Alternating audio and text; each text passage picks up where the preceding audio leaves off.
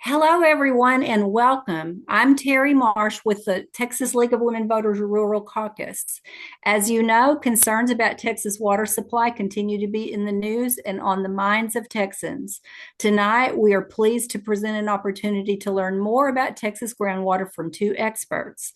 Adam Foster is the executive director of the Texas Alliance of Groundwater Districts. 91 of Texas's 99 groundwater districts are members of this alliance.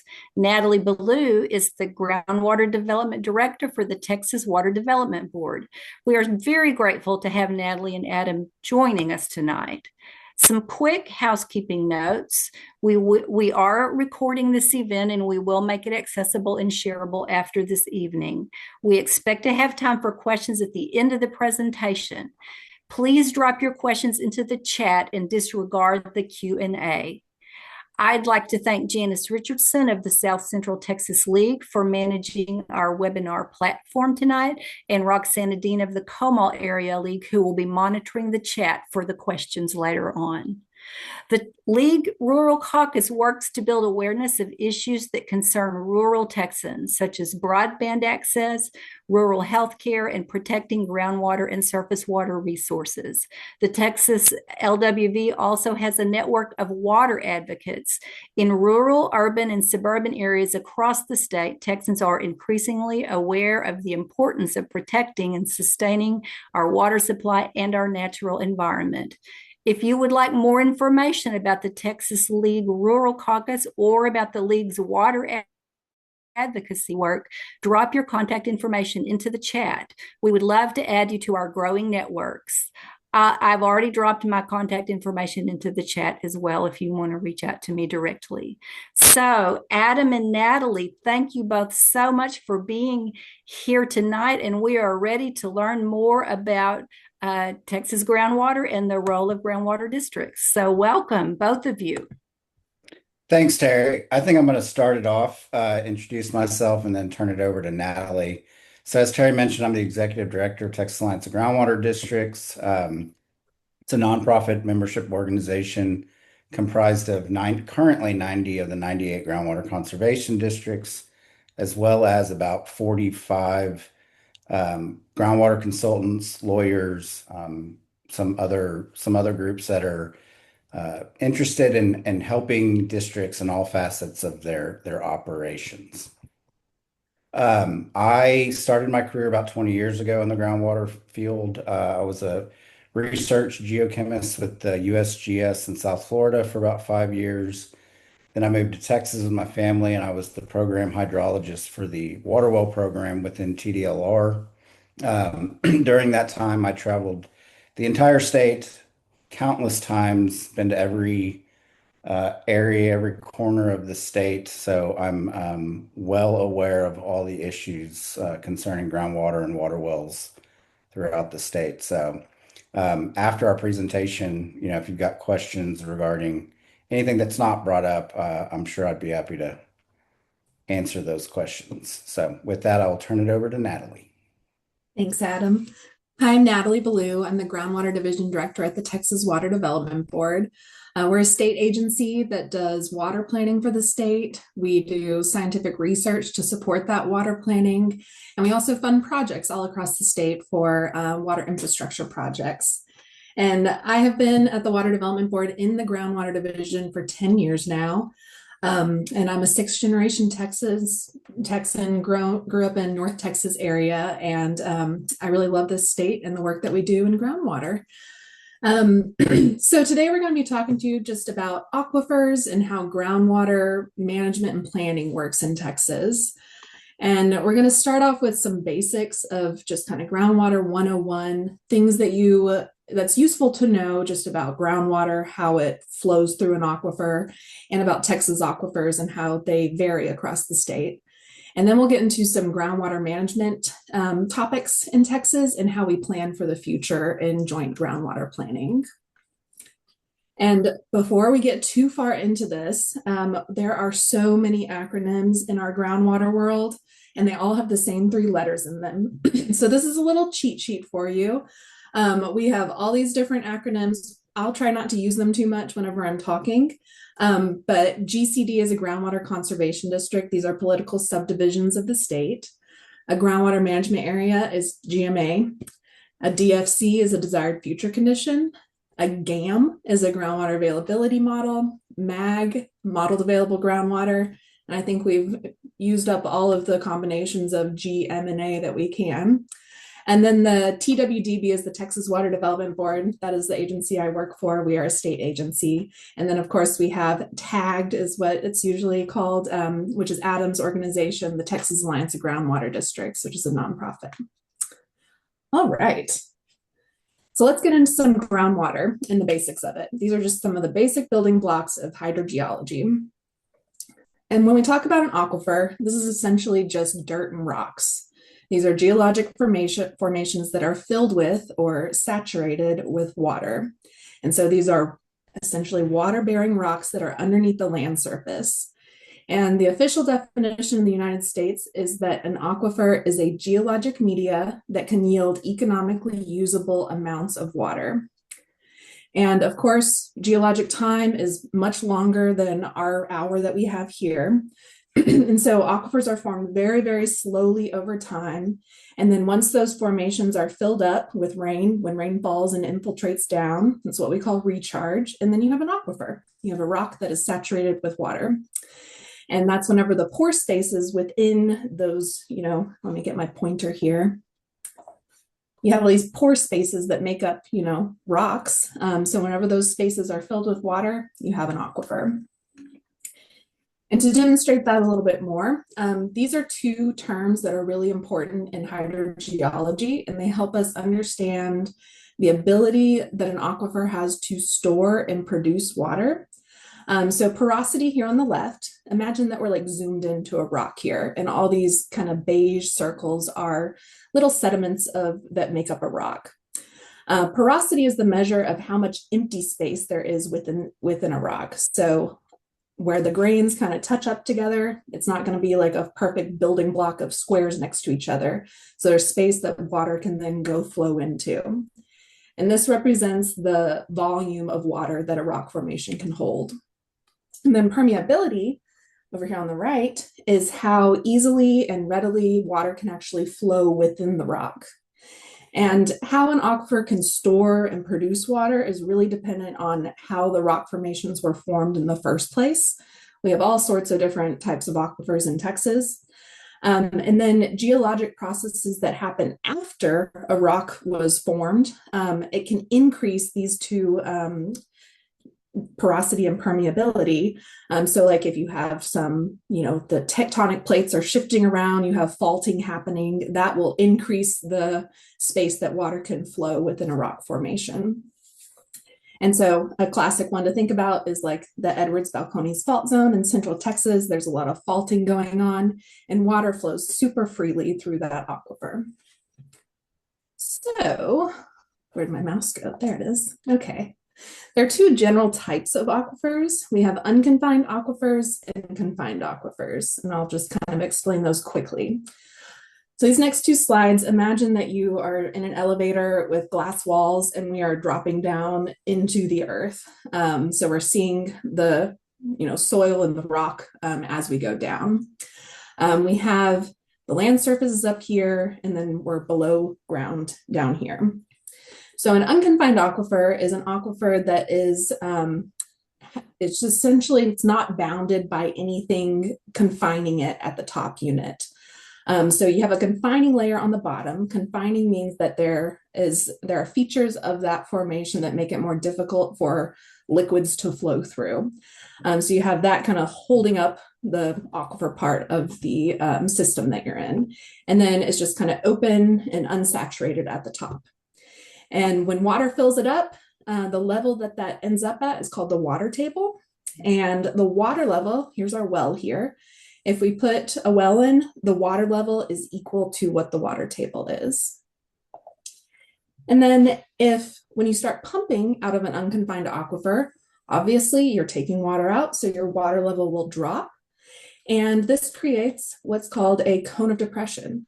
And I remember this from my college days because one of my professors was like, it's a dunce cap, upside down dunce cap is a cone of depression.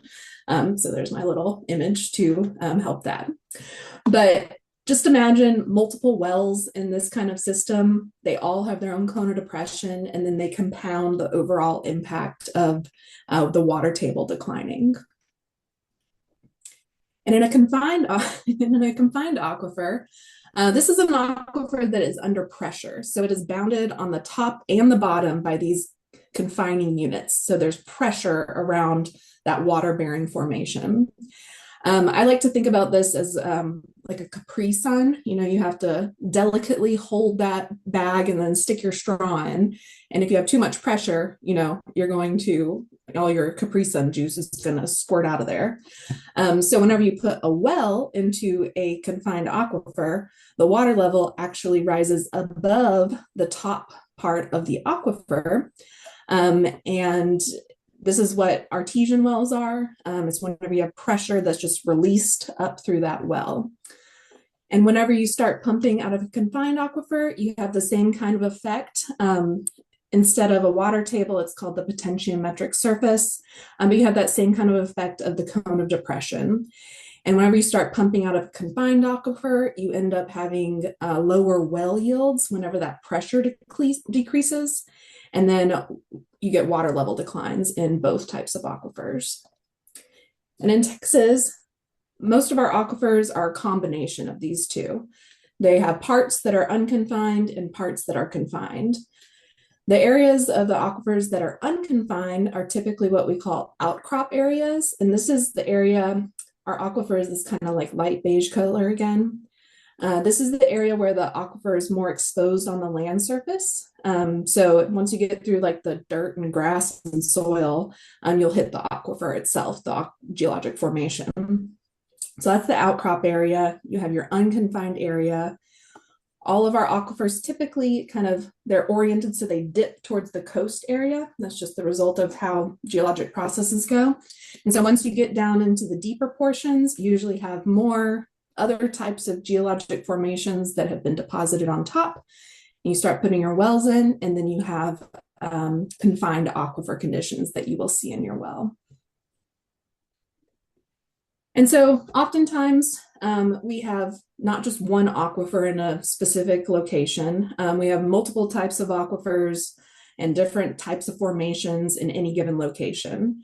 And so this diagram here, it shows an unconfined aquifer. It's overlying two confined aquifers, and they have these little confining beds in between them where liquid can still flow through it, water can, but it might be a little bit slower or not at all. And so most of these kind of systems are typically connected in some way, unless the confining unit is super confining. And then whenever it starts to rain, the water falls onto the land surface. It makes its way into the shallow portion of the aquifer. And then over a very long period of time, it can eventually kind of flow into the underlying formations. And also the different, the porosity and the permeability may be different in these different aquifers. And so that will impact how fast the water will flow within those.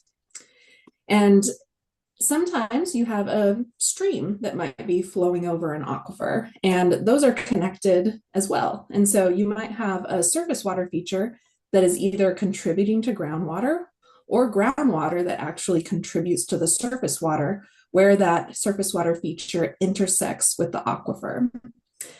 And so this diagram here, it shows you a scene that's mainly uninterrupted by humans, but we have, all sorts of infrastructure and other things that are going on the land surface. We have new development going in. We have, ranching and farming going on, and all of the things that we're doing on the land surface can impact our water supplies. So developments can result in changes in land use, and that, there's a lot of concrete typically involved in new developments.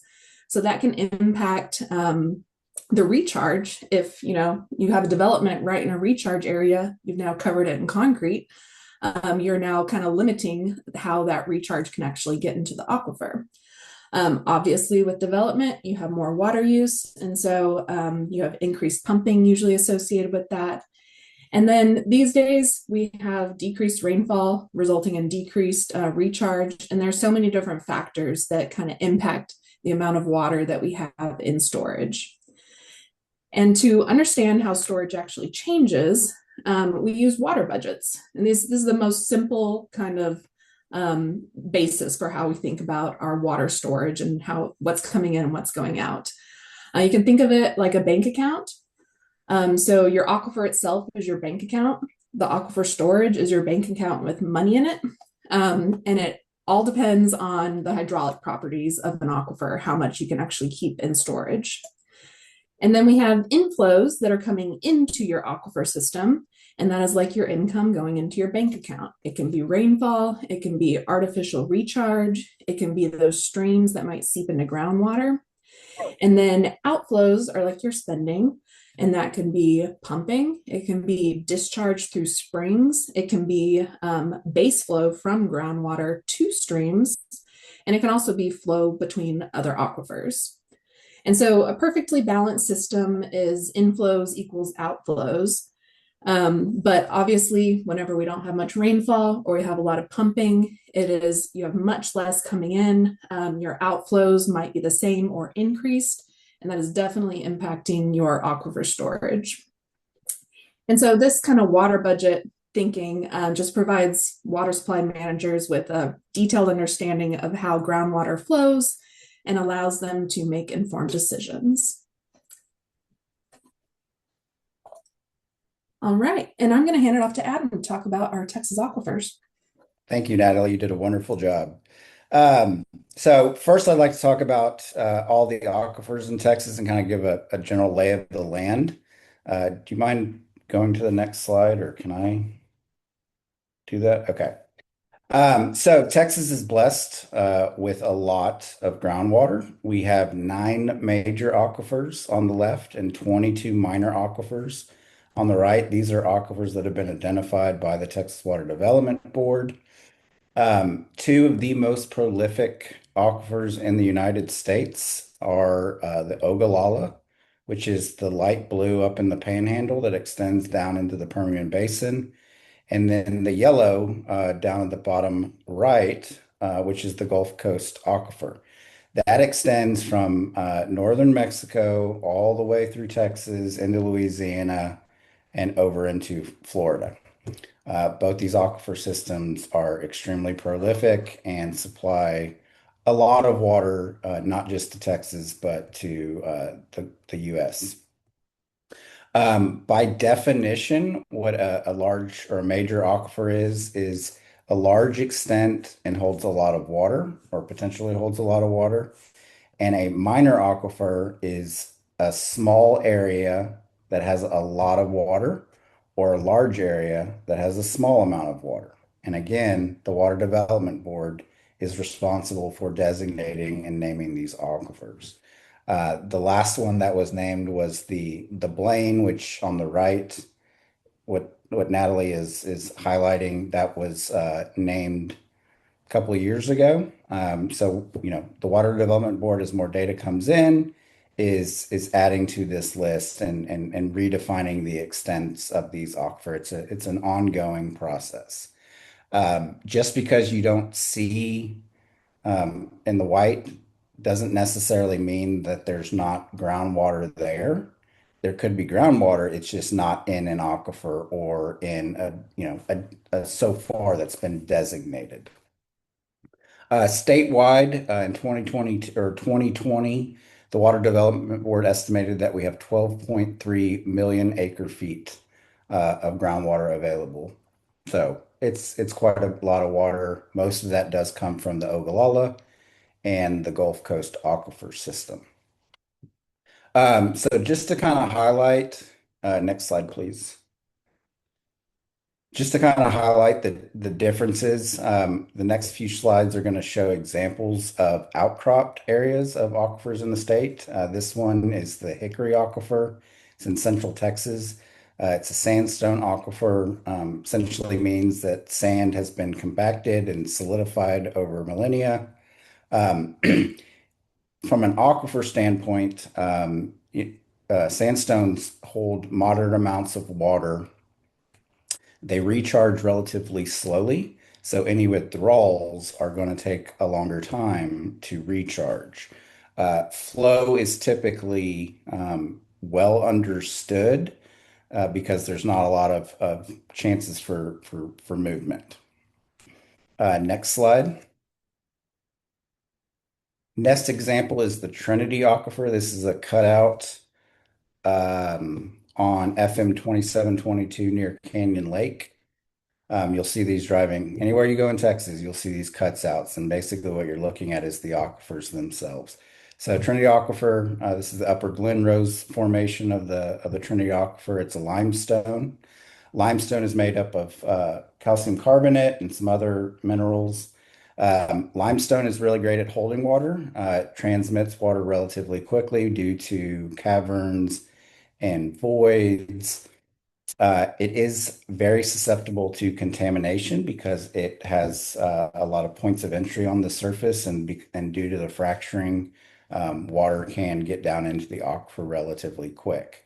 The actual flow through limestone aquifers is not as well understood as some other aquifer types because of the fractures and all the pore space. So you can have wildly different flow paths and flow regimes within a single aquifer system. Next slide, please. Next is another one. This is the Edwards Aquifer, the Balcones Fault Zone. This is got a lot of faults, hence the name. So it is even more susceptible to contamination and recharge. Rainfall that falls on the surface can enter these aquifers extremely fast, on the order of hours and days, as opposed to some of the other aquifer types that may take years and decades to replenish. So trade-off is good. Recharges quickly, but it's susceptible to contamination. So you have to take extra considerations when you're trying to manage this resource. Next slide. Next one is the Carrizo-Wilcox Aquifer. The red on top is the Carrizo Sands, and the kind of light shaded white color is the Calvert Bluff Formation, which is a sandstone aquifer. This is located in central Texas and extends up into northeast Texas. It's another pretty prolific aquifer. A lot of people use the Carrizo-Wilcox throughout the state. It's made up of sand. Sand aquifers, they're real easy if you're a hydrogeologist. They're pretty uniform in how the water moves through them. They recharge relatively quickly, not as fast as limestone aquifers, but they are faster than sandstone aquifers because they don't have that compaction that the sandstone aquifers have. So the reason I wanted to point all this out is because throughout the state, each aquifer is extremely different in the way that the water moves through it, the water quality or the chemistry of the water, because the chemical makeup of groundwater is tied to what the actual host rock is. So the water quality in one aquifer is going to be vastly different than the water quality in another thing. And again, this is something that you have to keep in mind when you are trying to manage groundwater is the actual aquifer itself. Next slide, please. So why is groundwater important? Well, first of all, it supplies 60% of statewide water use. It's extremely important for rural Texans. They actually rely on it disproportionately higher than urban areas. It supports all major sectors, huge supply for agriculture, municipalities, and industry. Also creates base flow into surface water streams for ecosystems, which without those base flows, a lot of those ecosystems would go away. Surface water supplies are fully allocated. We'll talk a little bit later about groundwater ownership and surface water ownership, but surface water is tied to or is owned by the state and it's fully allocated. So the only way to get access to surface water at this point is if you buy a water right from somebody else or one of the other water rights comes up and then somebody can get it. But currently they're fully allocated. And lastly, and probably the most important is the most readily accessible water source for many Texas communities. Next slide, please. So now I'm going to talk about groundwater management. This is going to be extremely high level. Happy to answer questions after the meeting if you have specific questions, but for this particular presentation, I really wanted to keep it high level. Next slide, please. So whenever you talk about groundwater management in Texas, the first thing you have to understand is that in Texas, the groundwater is owned by the landowner. They have every right as a landowner to access that water. They can drill and produce groundwater, but the caveat is not a specific amount. Okay. And this ties into a lot of issues that we're currently seeing with GCDs. It's not only the more reliance on groundwater systems, but this balance between trying to manage a private property. So GCDs may limit or prohibit drilling based on spacing or tract size and regulate production, even though it is a private property right.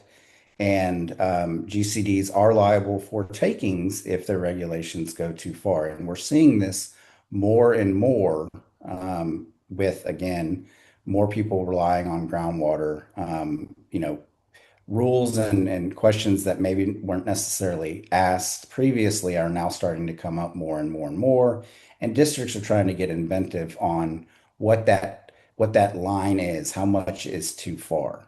And we're really waiting on the courts to kind of answer some of those questions for us. Next slide. Texas is a rule of capture state, which is essentially says that landowners have the right to produce as much groundwater as they want without liability for impacts to neighboring wells. Now, there are some limitations to that. First one is trespass. Pumping groundwater in a manner that invades another property right is prohibited. Next one is malice or wanton conduct, which is the intentional harm or reckless use of groundwater. That is not protected. Next one is waste. Excessive use or unreasonable groundwater use can be constituted as waste and is prohibited or restricted. And then the last one is subsidence. And this is where you pump groundwater, typically from a system that has a lot of clays. And throughout time, if you pump fast enough and long enough, what you can see is those clay matrix collapse in on itself. And you see the effects of that all the way at the surface. Okay. All of these things have been litigated, and the courts have said these are the limits to the rule of capture. Okay. The picture in the middle is an artesian well. I believe it's in Central Texas, and this individual was using this for a farm. Some other people thought that that was a waste, and I could sympathize with those people. And so this was one of the things that is limiting the rule of capture. The picture on the right is a USGS scientist in the Baytown area. In the 50s and 60s, they saw a lot of subsidence because of the just massive amounts of pumping that were occurring in the Baytown area. That subsidence has slowed down now that regulation has come into effect, but it's still happening or potentially could be happening in other areas of the state. Essentially, anywhere along the Gulf Coast system, there is a potential for subsidence. Next slide, please. Okay, so to get into groundwater conservation districts, they are the state's preferred method of groundwater management in order to protect private property rights and balance the conservation and development of groundwater to meet the states. There are currently 98 groundwater conservations throughout the state. The first one was created in the early 1950s. It's High Plains. It's up in the Panhandle, that kind of light blue shaded one. It is by far the largest district as well. But what we saw was after the establishment of rule of capture and groundwater ownership, there were a lot of issues that created. And essentially, by the 1950s, we had a drought of record that impacted very large areas of the state. The areas that were most impacted were obviously the agricultural areas and the panhandle. And at the time, there was no local management. And so they decided they would create the Groundwater District Act. I think that's the name. I can't remember it exactly. But the author or who worked on it in this huge debate basically said, I don't favor control, but if we're going to have it be local. And so that was the original kind of idea of districts, was to create local control of groundwater resources as opposed to having somebody in Austin or even somebody, in the region dictate how water was going to be managed.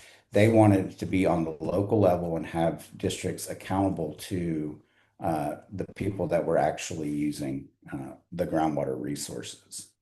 So currently there are 98 districts. The map that's included on the right, it does include the two subsidence districts, so Fort Bend Subsidence District and Houston Galveston. Those are technically not groundwater conservation districts. They have similar authority, but they do not fall under Chapter 36. Likewise, in central part of Texas, you have the Edwards Aquifer Authority. It's often included in maps with GCDs, but it is not technically a GCD. It has very similar authority, but they fall under different legislation, and they actually can go a little bit further than the regulations that GCDs have. Next slide, please. So, what is a GCD? They are political subdivisions of the state, just like cities, counties, or river authorities. That status means they are created by state law, governed by publicly appointed or elected boards, and subject to state oversight and transparency requirements, including Open Meetings Act and Public Information Act. Importantly, they are local entities designed to reflect local hydrology, water use, and community needs rather than a one-size-fits-all approach on the state level. They are currently the only entity in Texas that have the ability to manage groundwater, which includes the authority to regulate well spacing, production, and permitting, which we will go in here in a minute. They also have the authority to enforce their rules. There's a whole section in Chapter 36 which outlines the powers and duties of GCDs on enforcement. One thing to clear up, and we get this a lot, GCDs are not water providers. They don't own the water.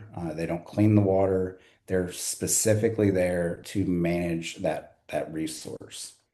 They don't necessarily eliminate the rule of capture within their boundaries, but they do have the authority to modify it through regulation. And in practice, districts introduce limits and structure where the common law of rule of capture would alone not protect long-term water supplies and availability. In areas where you see the white, we call these white areas, there's no district there, and the rule of capture applies or governs groundwater use in those areas. And we'll talk a little bit about white areas here later on. Again, their powers and duties are laid out in Chapter 36 of the Texas Water Code, and depending on the district, there may be some additional powers or restrictions to their powers in their enabling legislation. They cannot regulate outside the boundaries of that authority. Their fundamental mandate is to manage groundwater in order to protect private property rights, balance conservation and development of groundwater to meet the needs of the state, and use the best available science in the conservation and development of groundwater resources. Districts are tasked with making sure that groundwater resources are available not just today, but for all Houston or all Texans into the future. It must be done with respect to private property rights, and which again causes a lot of issues when you're trying to prohibit or limit production on something that is owned by the landowner. And we're seeing more and more of these issues come up.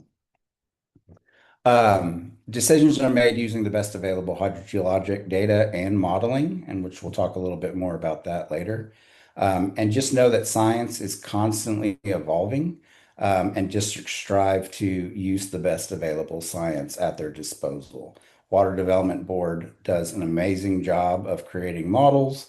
There's been some discussions about, their applicability of those models, but they do a really, really good job of getting kind of the the 360, the 36,000 foot view of the water conditions in the state.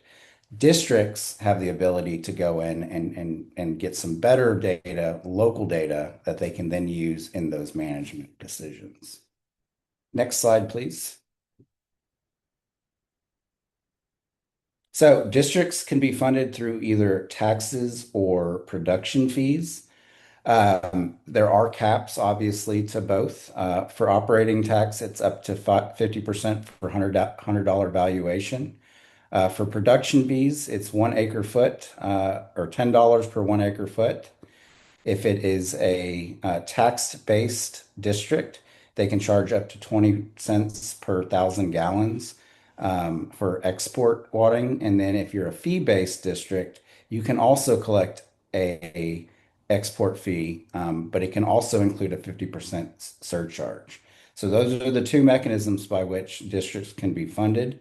And 57% of them are tax-based, 27 are fee-based, and 16% are a combination of the two. I will say that a lot of the original districts were strictly tax-based, and a lot of the newer districts that we're seeing come on are fee-based or a combination of the two. Also, the district's enabling legislation can limit or dictate how much funding or what type of funding a district can get. Next slide, please.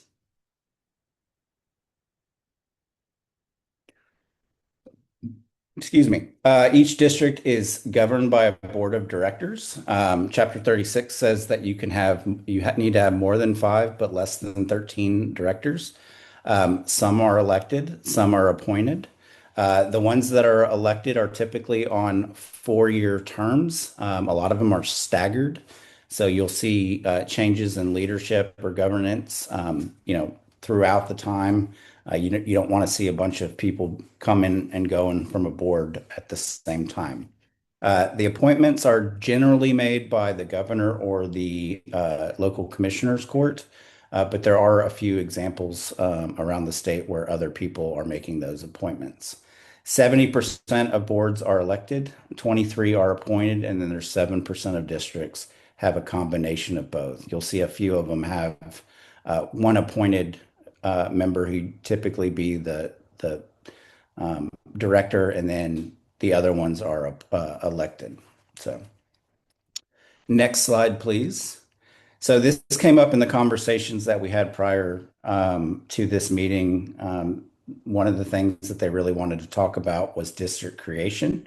So there's 3 ways that districts can be created. The first one, and by far the most popular one, or the ones that we see the most districts created by, is special election law. A legislator will file legislation to create a district. In that enabling legislation, they'll lay out how the district is going to function, what powers and duties they have. Is it going to be everything in Chapter 36? Is it going to be a subset of those powers or duties? Are they going to have additional powers and duties outside of Chapter 36? There's also information on the governance, the fee structure, how the district is going to be funded, and anything else special pertaining to that local area. Boundaries are typically identified in the legislation itself. There can be a confirmation election for the district, but it's not a requirement under under the creation. It just all depends on what's in the enabling legislation. And again, vast majority of districts have been created this way throughout history. The second one is a TCEQ initiation if the area is within a PGMA, or priority groundwater management area. Essentially what a PGMA is, it's an area of the state the Water Development Board has identified for needing groundwater management. Could be for a variety of reasons. Could be, not a lot of water availability. It could be a contamination issue. There's some areas of the state that were created because it's just, they really, really needed it. And then once a area has been designated as a PGMA, TCEQ can make a determination and essentially force that area to either join a district or create a district by itself. When TCEQ does that, it does require a confirmation election. And typically, what we see is that it's kind of a generic district, meaning they get all the powers within Chapter 36. They're not going to sit there and pick what powers and duties they have. The next one is the landowner petition process.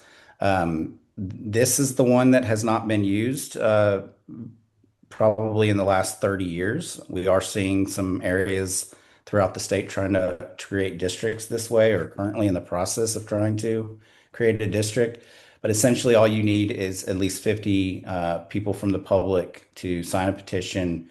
You petition the TCEQ, you include all sorts of information in the petition, including an outline of the boundaries, any sort of water districts that are currently in that proposed area or outside. They want to have any information on the other districts in the GMA. You got to get tax information from the taxing authority. And then once you submit this petition, the TCEQ reviews it, makes sure everything is done correctly and all the required information has been supplied. Once they approve it, then it goes to a vote and requires a confirmation election. Again, the districts that would be or can be created this way, their powers and duties would be essentially what's in Chapter 36. There's also an annexation process. So if you have an existing district and an area outside of that area wants to be annexed into a district, there is a process for that. We don't typically see this quite often. There's been a couple instances lately that have come up, but it's not something that we see very often throughout history. Next slide, please. Before we go into production or permitting and production caps, I do want to talk about the difference between exempt wells and non-exempt wells. So any well that's exempt is exempt from GCD permitting. So what's in statute. These wells would be oil and gas wells, any wells associated with extraction or mining. And then also domestic and livestock wells that are on parcels that are greater than 10 acres and cannot produce more than 25,000 gallons per day. Those are automatically exempted by Chapter 36. In addition to that, each district has the ability to exempt any other wells that they would like to. And most districts will exempt anything that cannot produce 25,000 gallons per day. So again, whenever we're talking about permitting, we're only talking about non-exempt wells. These are large capacity wells, typically for wholesale industry. It's not going to be the average domestic well user or livestock user. Exempt wells are not subject to permitting, but the district still may require that you register the well, meet spacing requirements, which we'll talk about, and then also follow construction standards, both state level construction standards and any construction standards that the district may have. I do want to point out there was a very important bill that was filed last session. What this bill did was basically required districts to consider exempt wells whenever they're considering a permit. Prior to that, districts did not have to take into account any exempt wells in an area. There were a lot of districts that did look at exempt wells, but the bill that was filed required districts to now consider those exempt well use when considering larger non-exempt well permits. Next slide. So there's a variety of tools that districts can use to manage groundwater. I'm not going to go through all of them just because of time, but I do want to highlight some of the bigger ones. First of all, well spacing and pump limits. We're going to go into more detail in the coming slides. They require water use reports. So if you have a permitted well, you're required to supply the district with information, typically on an annual basis of how much water is actually being used. They can come up with drought contingency plans in their permits. So they'll have it factored in. It says, if you can have X amount of water, but if we enter into a drought, we have the ability to reduce the pumping or reduce the permitted amount that you're allowed to pump from. Districts can create management zones for local conditions. We're seeing a lot of districts take this approach as the science gets better and districts have a better understanding of the aquifers that they manage. They can identify areas that may be more susceptible to drawdown, or areas that may not get as much recharge as other areas. Something is affecting that local area that would require them to have special permitting considerations for that area. We call them management zones. Production curtailment to achieve desired future conditions. This just says in the permit that at some point we could curtail the permitted amount depending on a variety of factors. And then the next two, which are not necessarily regulatory, they're more non-regulatory, but develop science to inform decision making. Again, the Water Development Board does an amazing job of getting a bunch of information. They create, models that districts can use to when they're considering permits. They can also develop their own models and gather their own information. And we saw some money allocated to districts last session that does exactly that. It gives districts the ability to identify areas where they have data gaps and then use this funding to hopefully fill those gaps. So we're going to be seeing hopefully a lot of districts in the next year or so take advantage of those funds, and we'll see monitoring wells be put in. They'll maybe do some studies to get some better idea or understanding of the aquifers, or develop conceptual models that they don't have. There's also some districts that are interested in refining models that they currently have. So you have these large groundwater availability models that are kind of designed to answer one thing. You can take that model, refine it, and you might be able to use it for a different purpose that wasn't necessarily what the model was initially intended for. And then the last is education and outreach. A lot of districts have programs where they're going out, they're educating the community on groundwater, they're teaching about conservation methods, they're going into schools, they have events. So there's a lot of things that they can do on the non-policy side or regulatory side that districts can help the constituents. Next slide, please. So Natalie's going to go into more depth about desired future conditions, but essentially, just for now, it's the goalpost. It's what the districts come together. They agree on what they want that aquifer to look like in a period of time. Okay, and districts have to permit to that DFC, or consider what the DFC is in their permitting process. So just some of the things that they're looking at is modeled available groundwater. They are taking into account non-exempt use. They're looking at the amount of groundwater that is permitted versus how much groundwater is actually used. And again, this goes into the water use reports that they're required to give every year or on some regular basis. And then they're also taking into consideration variations in precipitation and production. It's kind of a holistic framework what districts are working with when considering permits and looking at the desired future conditions. And sometimes it can be very hard, and sometimes it can be very easy. But it is not just one or a couple of things that they're considering. Next slide, please. Okay, so one of the biggest things that districts can do is regulate well spacing. This is an example. Natalie did a wonderful job explaining cone of depressions earlier.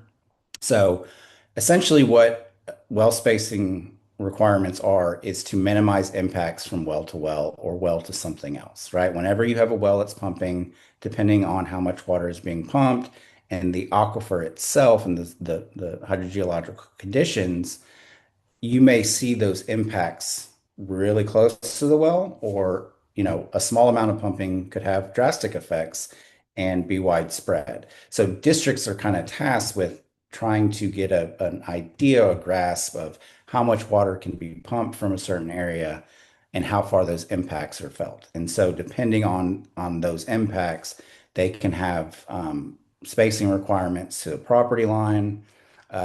They can require a certain track size for well placement. They can have well to well distance requirements, not necessarily tied to an amount or a production amount. It's just the distance itself. You could tie it to capacity inside, contamination sources. The state has distance reductions on the state level, and then districts can go in and modify those distance reductions depending on the local conditions or known contamination sources. Or if something comes up and they identify a contamination source, they can have spacing requirements based upon that location of that contamination. And then some combination of the above. Next slide, please. Okay, so production limits. This is also a very huge tool that districts use. There's a different ways that they're looking at the productions limit. It could just be a volumetric limit, just a hard cap on a certain amount. They can look at how much acreage or tract size an applicant has, or in some cases, an assigned acreage, meaning that the area may not be necessarily contiguous. So they're going to take into account all the acreage that a particular applicant has in considering that permit. They can take into consider managed depletion strategies. You see this a lot in the Ogallala area where they're just managing decline. They're trying to limit and prolong that resource. And so they have production limits depending on the area in which the well is actually located and how much water is available in the aquifer of that area. They can take into consider historic and existing use. How much has that person traditionally used versus how much they think they're going to use? It's one of the considerations. And again, the last one is the aquifer specific conditions. This ties into kind of those management areas where specific areas you may see a reduction in production because of some feature of the aquifer in that area. Next slide, please. So what else do districts do? I've kind of highlighted on a few for the other ones, but outside of the regulatory things that they have, big ones, education. They do a lot of outreach. They do water level monitoring throughout the state. Some districts have water quality testing that they offer well owners. So if a district or a well owner wants to know if their water has nitrates or has high TDS, some districts offer water quality testing free of charge to those people. They do a lot of coordination with Texas Water Development Board, trying to, again, gather as much information as they can on the aquifers that they're managing. Some have irrigation efficiency programs. We see a lot of the districts in the Panhandle offer that to irrigators where they'll bring them in. They'll teach them all about irrigation efficiency. Sometimes they get some certificate or part of a program. There's a lot of different programs out there that districts utilize in that regard. Some of them have rainwater harvesting programs. They'll do education on rainwater harvesting or offer rebates on systems. If somebody wants to put one of these in, they may have some financial assistance that they can help with those people that want to do it. And then aquifer science, again, their main goal is to really get a grasp, an idea of what the aquifer is like, or the aquifer that they're managing, so that they can make these informed decisions when a permit application comes in. So, or when they need to, curtail pumping. Next slide.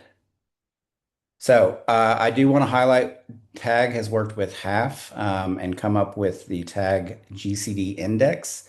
Highly recommend that you guys check this out if you have any interest in getting information about your local groundwater conservation district or a neighboring district.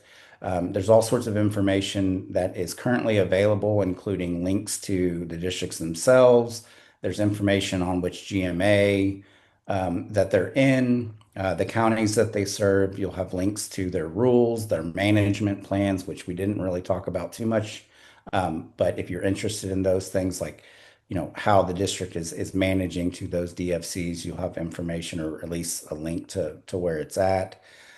And I will say that we are updating this currently. And so hopefully in the next few months, we'll have a bunch more information for each district. But it's a great resource. We put a lot of time and effort, so hope people are out there enjoying and using it. Next slide, please. So another question that we got prior to the conversation or this presentation was, how can members get involved? Get to know your GCD. Again, they're governmental entities. So all of their meetings are open. Their offices are always open. They're not bad people. I know all of them. They're all really nice. And, if you have concerns or anything that you want to address with them or have any questions, I guarantee you that they will be able to help you. Engage with your local officials. If there's an issue that you think needs to be brought to the attention, don't, reach out to them. If there's an area that you're in that doesn't have a district, talk to the legislator about creating one. Talk to TCEQ about creating one. Try to figure out what that process looks like and how to get started. Another one is supports scientific development. So again, exempt wells are not part of the permitting process, but exempt wells still can be useful, not only knowing the location of the well, but also possibly collecting data from that well. So if you're interested, you can go to the district and say, hey, I'd like for my well to be a part of your monitoring network. You can come out once a year and do water level measurements, or come and collect water quality samples to see what the water quality is. Next one is practice groundwater stewardship, plant native grasses, install water efficient systems in your homes and in your businesses. And then the last one is share concerns at public meetings. Again, they're all open. I would say it used to be that district meetings were very quiet, but more and more we're seeing them get more popular and more interest in them. But I do recommend going and sharing any concerns to the board and to the general manager if you've got any. So that is all I have. So I'm going to turn it over to Natalie. Hopefully I didn't take too long.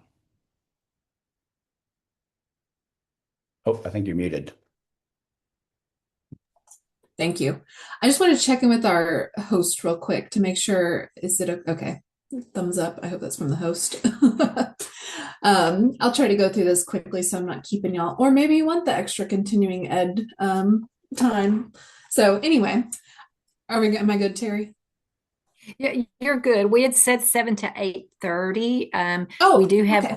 a number of questions in the chat. So if Okay. you guys are willing to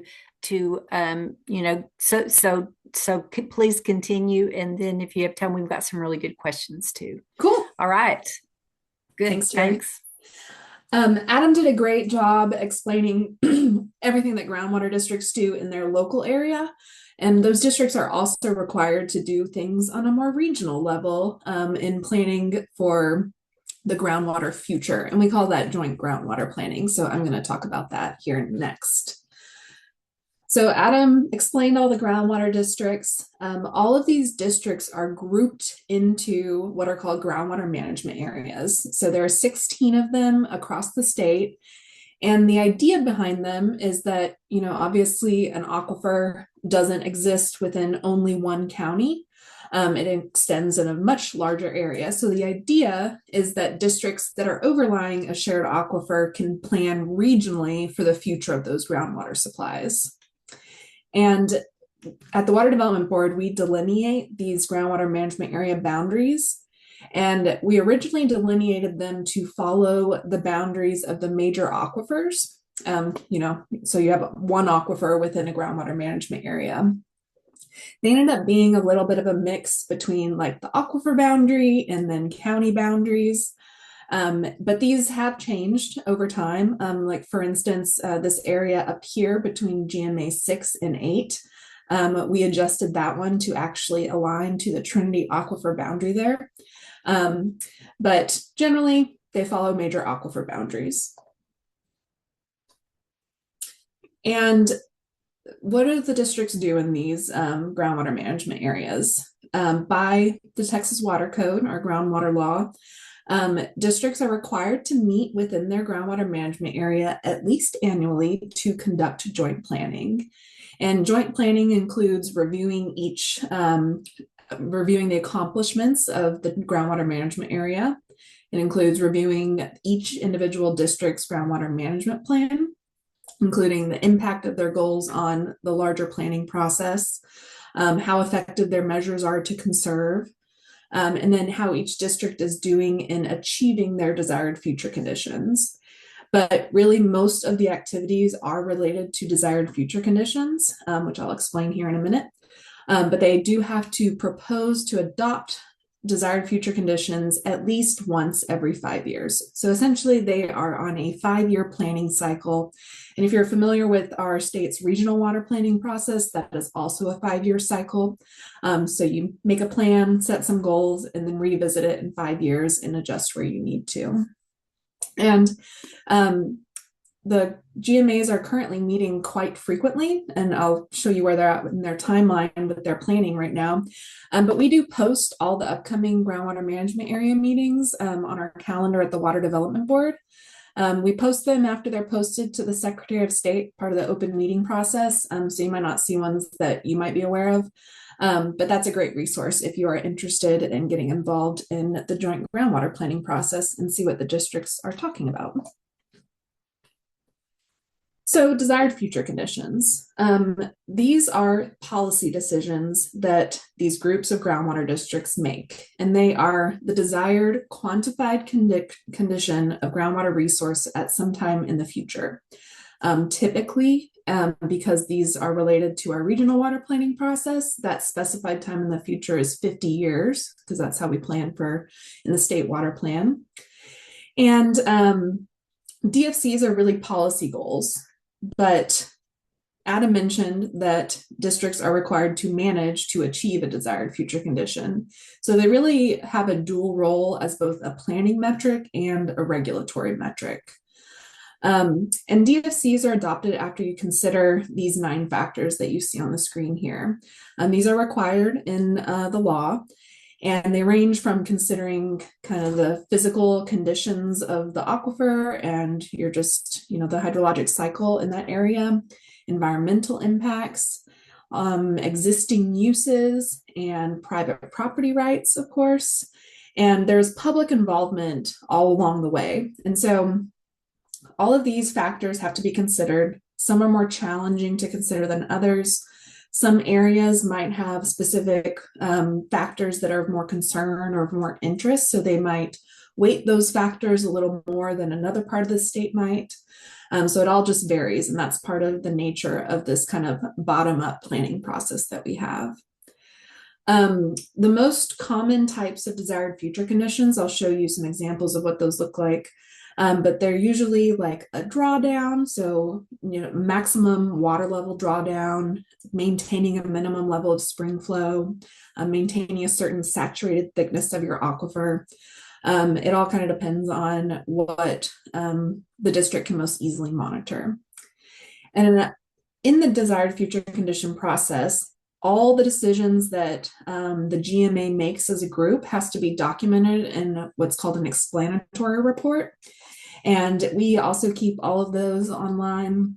You can go access those. We're currently in the 4th round of groundwater planning. So the past 3 rounds, we have all the documentation that is associated with the decisions that the districts in the groundwater management areas made. So here's a map that shows the desired future conditions for the major aquifers that were adopted in the last round of planning. We call it the 2021 round of planning. And I like this map because it shows you kind of what the different desired future conditions could be and how, what Adam was talking about with how we have so many different aquifers. Each district has to manage them in different ways. This is really kind of a reflection of that, I feel. Most of them are drawdown related. You will notice a lot of big, bright, scary red here, but I will say that is part of the confined portion of the aquifer under a lot of pressure, and so it can handle a little bit more drawdown than an unconfined portion. But we also have some spring flow based desired future conditions. In the last round of planning, we saw for the first time ever a subsidence related desired future condition. And then some, mainly in the panhandle, do percent volume remaining. And a district typically will pick a desired future condition that they're able to monitor. And so they have a monitoring network of some sort in place to monitor whatever their desired future condition is. So that's the DFCs from 2021. And, those are the policy decisions that districts make. But then you have to tie in the science somehow into this so you can actually get to a groundwater availability. So I like to think of the DFC process as the marriage of policy and science to determine groundwater availability.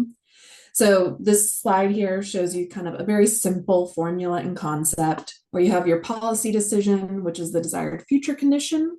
And then you apply the science through the use of our groundwater availability models or another tool if it's more appropriate. And at the end of that, you end up with groundwater availability, which is also known as modeled available groundwater.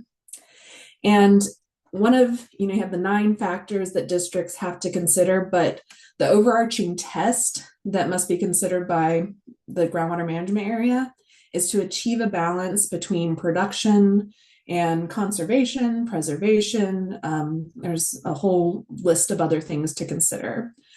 Over time, I would say that I think the scale has been tilted a little bit more towards the production side than conservation.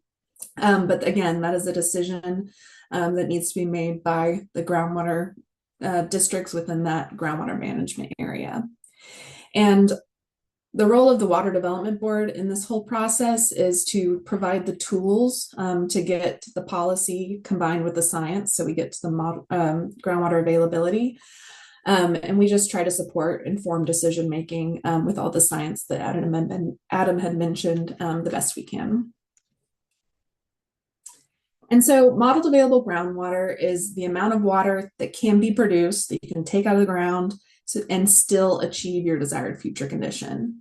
And we are the ones who calculate that at the Water Development Board. The districts set their desired future conditions. They send that over to us along with their explanatory report. And then we'll use our groundwater availability models to calculate the modeled available groundwater. And again, these are volumes that are used by groundwater districts in permitting, but not the only factor. But these also become the groundwater availability volumes in the regional water plans and ultimately inform the state water plan. And so going back to our water budget and bank account analogy, if you think about DFCs and MAGs in that bank account terms, you can think about a DFC as like a financial goal. So you want to maintain a certain balance in your bank account. That could be the equivalent of saying no more than 30 feet of drawdown. You want to maintain a certain amount in savings. That could be like, keeping at least 40% volume in storage. And then whenever you get over to the modeled available groundwater, that's kind of like putting an annual spending limit so that you can keep track on your goals. So for example, pumping 50,000 acre feet a year will achieve no more than 30 feet of drawdown over the next 50 years. And I just really like this because it just helps me keep these things straight and it's easy to think about those things in bank account terms. Something important to know about the modeled available groundwater is that these are very dynamic numbers. Again, the joint groundwater planning process is a 5-year process, and they can change every 5 years if there are new policy decisions made, or if there is new science, a new groundwater model, for instance. So this map here, it shows you changes in the modeled available groundwater volumes from our last round of planning. Areas in the green showed increases in availability, and areas in the purple showed decreases. And so you can, if you compared this map to the change map from even the previous rounds, it's even different from that. So for instance, out here in East Texas, that area had an updated groundwater model, and they slightly changed how their desired future condition statements were written. And so that resulted in a change of their availability. A lot of places just had no change. But another example is here in GMA 12, Central Texas, they also had an updated GAM, and they had higher drawdown desired future conditions. So it's just good to know that unlike firm yield in our surface water reservoirs, the availability in our groundwater is not the same. It can change over time. And if you are interested in getting involved in the joint planning process or learning more about it, here's a timeline of where we're at right now and what's coming in the future. We're here in 2026. We're really at kind of the tail end of the district's current planning round. They have some deadlines coming up. They have to propose some desired future conditions in May of this year. After they propose desired future conditions in this area, we have a public comment period. Actually, that's on my next slide. There's a public comment period after DFCs are proposed. And then after taking some public comment, districts have to finally adopt their desired future conditions in January of next year. And then in this kind of 2027, 2028 range, that's when we at the Water Development Board are calculating all the model available groundwater. The districts usually take like a wee little bit break before they start planning again. But typically, I would estimate that in 2028, the districts will already get started in their next planning round. Of course, you can get involved in the public comment period between the DFC proposal and adoption. But I really recommend that the best time for stakeholder involvement is at the very beginning of a planning round. Because if you're there whenever they're kind of already talking about what they might be thinking about, or if they're reporting on how they're doing with their DFCs currently, I think it's better to do that early in the process. Plus, you kind of start that relationship with your districts and your areas, like Adam was discussing on how to get involved with GCDs. And then we'll do it all again in 5 years in 2031. And obviously, we probably have had so many people registered for this webinar because there is a big conversation coming over the next year. And I'm really looking forward to that conversation and seeing how we can support whatever comes ahead at the Water Development Board. But I'll let Adam talk about what might be coming in the future. Thanks, Natalie. Yeah, so I just wanted to briefly talk about 4 topics that I think are going to get probably the most discussion, not just over the next or the interim, but next legislative session. The first one is brackish groundwater development. So all the topics that we've talked about before or rules have to do with fresh water. There is a lot of brackish groundwater in Texas. So just for people that don't know, brackish groundwater is water that has a TDS higher than 3,000 milligrams per liter. Most of the water that districts permit and water that is calculated in MAGs or as part of MAGs is the freshwater portions of aquifers. So there's a large percentage of water that's not historically been produced from because it's specifically brackish and they haven't really been able to use it. Now with technology, there is the ability to clean brackish groundwater and use it for various purposes.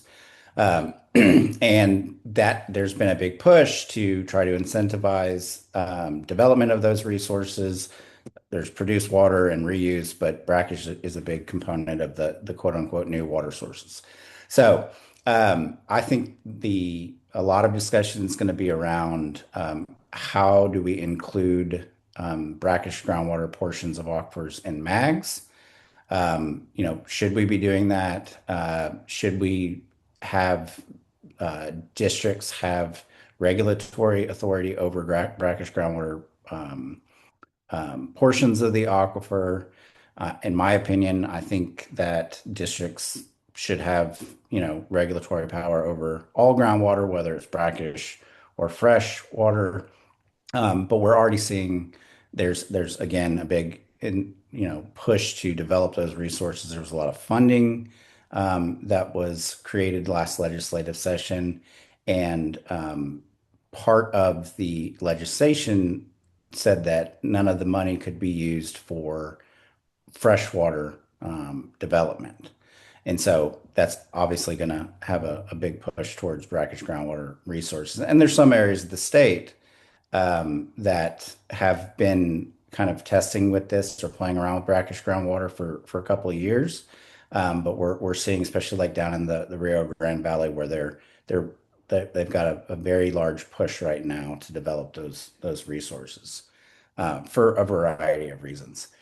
The second topic I think is going to get some attention is transport. So currently, districts cannot consider or treat transport permits any different than in-district use. So there was a bill filed during the second special session that would limit groundwater transports to a certain percentage of the MAG. I think we're going to start seeing more discussions around possibly limiting transport and keeping groundwater resources to either the district itself or within the GMA. Another potential topic that I think we might see some conversation around is modifying the rule of capture. I don't think that the rule of capture will ever fully go away, but I think they may put in some liability for specific users or specific volumes of production. And then the last area that I think is going to get some attention is what are we going to do about the areas in the white, or what we call the white areas that don't have districts. We've already seen since the last legislative session, well, really since what's been going on in Neches and Trinity Valley, we've seen areas that have historically resisted district creation for one reason or another, excuse me, is now you're seeing kind of an upswell and a grassroots kind of push to create districts in those areas. And again, it hasn't been done in many years, especially the petition process. So we may see some legislation around making it easier for areas to create districts or to be annexed into existing districts. On the same token about consolidation, if you have two districts, got completely different management schemes, rules, everything. If they want to combine for whatever reason, help get legislation or policy to help facilitate the consolidation of those districts. I don't think there's a big push to necessarily consolidate a bunch of districts, but there are areas of the state and districts in particular that consolidation makes sense. So I think there might be some legislation around that. So with that, happy to answer any questions. I think we're going to be available for a little bit longer. So I see that there are tons of questions in the chat. I think we can probably get to a few of them. Yeah, and I just want to add, both of our emails are on here, and if we don't get to your question tonight, do feel free to email either one of us, and we'll definitely answer it. Yeah, or try to. Try to, yeah. Neither one of us is a lawyer, so. Yeah. Thank you all very much. There were lots of questions in the chat. So are we supposed to end, Terry, at 8:30? That's what it was we had scheduled, yes. So I mean, I guess I know Natalie and Adam, you guys probably have a busy work day tomorrow. So we do have, if we stop at 8:30, we do have 12 minutes. So we can maybe build a few of these. Okay. Let me there are a couple that are real short. So let me go. Someone asked if the Texas Water Development Board reports to the Railroad Commission. No, we do not. They are a separate state agency. Okay, thank you. And what is meant by takings? I'm not a lawyer, but my understanding is that whenever you go past, when it comes to property rights, private property rights, if you infringe upon those property rights, that is called a takings. Okay, thank you. You talked about this as something that was transporting, but people are really concerned about water being transferred, like from Kyle to San Marcos or Mhm. in the Brazos Valley Conservation District. These are for-profit companies selling water to a whole nother one. Can you just talk a little more about the concern about that and what people could do? Yeah, I mean, absolutely. It's a major concern, especially in East Texas. There were some discussions early on last session, even in the interim, that there was going to be this large conveyance system around the state. It didn't come to fruition. Um, Under current existing law, there's nothing that a district can really do to limit transport. There's some additional information that they require in considering a permit, but it lays it out pretty clear in Chapter 36 that districts cannot treat in-district use differently than out-of-district use. So again, under existing law, there's not a whole lot districts can do. As far as getting involved, talk to your legislator about that. If you have concerns about, groundwater being transported to different areas, make it known to your legislator that that's of concern to you. Show up at district hearings when they're considering these transport permits and make your voice heard. But that's at this point, that's really all you can do. Thank you. And of course, the other concern is data centers. Yeah. That are there any rules that apply to data centers and how much water they can use? Can we require them to have closed loop systems, use rainwater, etc.? And also, um, are there any efforts to work with the tech companies and their replenish funds? That these are funds that are designed to offset the increased water usage. Like, for example, the EAA got funds from Microsoft. Yeah, I saw that question. TAG's not doing anything with any private firm or anything. We're not working with them. I know that there's a few districts that have applied for those grants. Um, I think it's been very recent that they've done that, so I don't even know if they've been awarded those grants. But I know that there are some districts that are looking into potentially um, getting help through that grant process.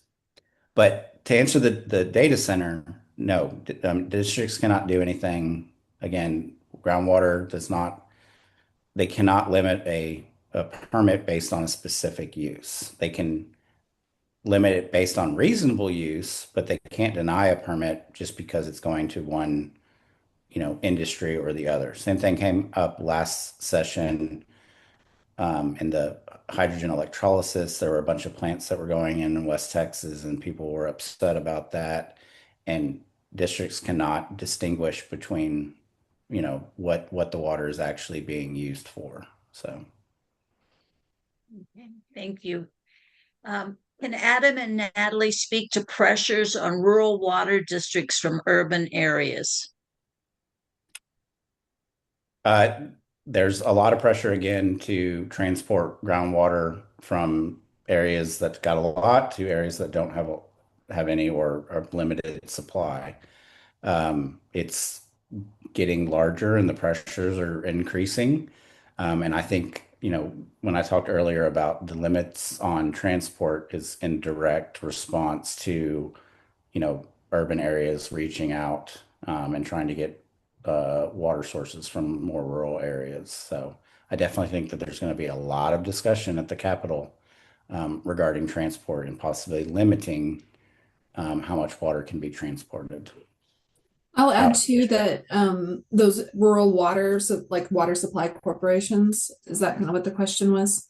There's a push to have more kind of regionalization with water supply systems. Yeah. Because there are so many small rural water supply districts that would benefit from having being part of a larger network in terms of like getting infrastructure upgrades and things like that. I don't work directly in that, but I just know that's an effort. Thank you. Someone asked if Valverde County has a DFC, but expand on that. How does someone find out? Is it just the Texas Groundwater.org website? How do people find out what's going on with their counties? I'm not sure completely. I don't think Valverde County, or maybe they might. I don't know. I can't remember. But if you go to this link How down do you find here, out? you can go to this link down here. It's where we have all of the documents related to desired future conditions. And I don't know if I can click on this and show you, but okay, I'm going to save time and not do that. But anyway, we have a summary of all the desired future conditions by groundwater management area. And so you can click on, Valverde County, that's in GMA 7. And you have a drop down, you'll see summary of desired future conditions, summary of the modeled available groundwater, their explanatory report, and all the DFC stuff. Okay, I think there was a DFC last cycle, but I think they're proposing not to have one for next one just because they have no way of monitoring it. There's not a district there.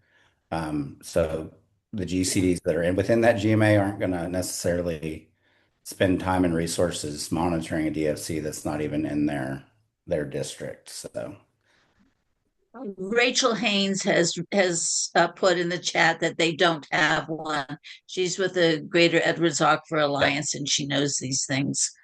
So Valverde doesn't have one. So there was a question about a GCD that's working on their desired future conditions, but they didn't see that they don't think that there is a model. If our GCD is working on a new desired future condition, but our GMA and TWDB don't currently have a groundwater availability model to provide us, can we calculate our own MAG and can we get a grant? You can estimate what you think your MAG might be based on a desired future condition, but it is not the groundwater management area that actually provides what that model's available groundwater volume is. In that instance, if you don't have a model and you don't have some other tool like an analytical method, like comparing pumping to water level drawdowns in the area, that's like there are different ways that you can get from a desired future condition to a MAG without using a groundwater model. But really, it is in the GMA. The GMA makes the decision to set the desired future condition. And then we at the Water Development Board calculate the corresponding pumping that will achieve that. Yeah. Thank you. Oh, and the funding bit. That district can for sure apply for funding for a groundwater research, science, and data collection grant. So whoever that is, email me. I think he's talking about Kinney County. Oh, okay.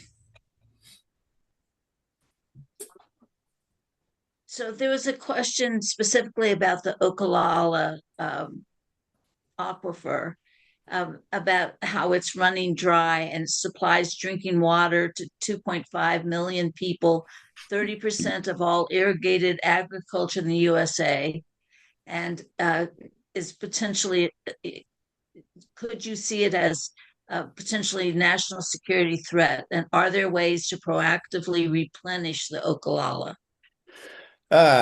Well, the thing with the Ogallala is recharge rates are extremely slow. They're on the order of centuries, my understanding.